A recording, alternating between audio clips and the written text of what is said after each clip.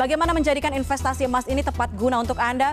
Bergabung bersama kami ada Safir Senduk, perencana keuangan. Mas Safir, selamat malam. Selamat malam Puspa, selamat malam semuanya. Senang bisa ketemu lagi di sini. Kita juga senang banget. Kita sekarang ngobrolin soal emas ya. Kalau kemarin-kemarin soal utang, soal kredit, sekarang investasi emas nih ya.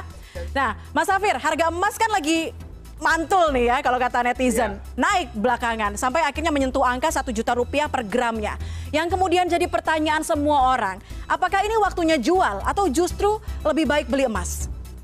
Oke, jadi begini, di industri atau di ilmu perencanaan keuangan itu kami tidak pernah diajarkan untuk berinvestasi karena kita meramal harga itu akan naik. Sebagai contoh misalnya gini, oke, saya meramal harga produk ini akan naik 200.000 nanti bulan depan. Karena itu kita beli sekarang yuk, karena ramalan saya nanti pasti harganya akan naik. Itu namanya metode timing ya. Nah, di ilmu perencanaan keuangan kami tidak pernah menyarankan untuk kita berinvestasi dengan metode timing atau meramal berdasarkan ramalan. Kenapa? Karena tidak ada satupun orang yang bisa meramalkan dengan tepat berapa harga satu produk investasi 2 bulan mendatang, 3 bulan mendatang, itu nggak ada. Itu pertama.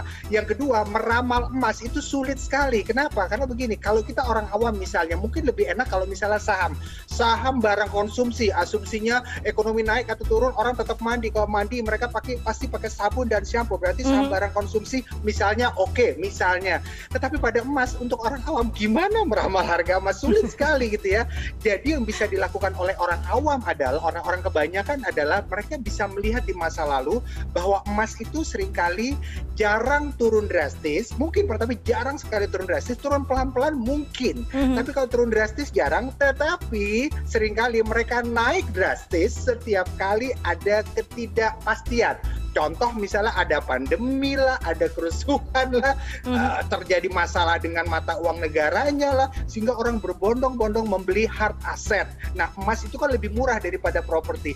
Jadi sekali lagi silakan beli emas kalau memang asumsinya di masa lalu. Jadi pertanyaannya sekarang adalah, kalau kita pernah punya emas di masa lalu dan sekarang masih pegang, jual atau tidak? Ini jawaban saya. Kalau kita lagi nggak butuh-butuh amat, biar aja. Itu yang pertama. Yang kedua, saran saya adalah beli aja terus, rutin aja beli. Kenapa? Karena saya percaya dalam jangka panjang dia bisa naik lagi. Tetapi kalau kita butuh uangnya, ya sudah dijual saja nggak apa-apa, mumpung harganya sudah lebih tinggi dibanding kita beli. Jadi sekali lagi, kalau nggak butuh-butuh amat, nggak usah dijual, beli aja lagi, nggak ada masalah saya pikir. Yang penting tergantung kebutuhan ya, sadar dengan kebutuhan sendiri ya Mas Safir. Betul.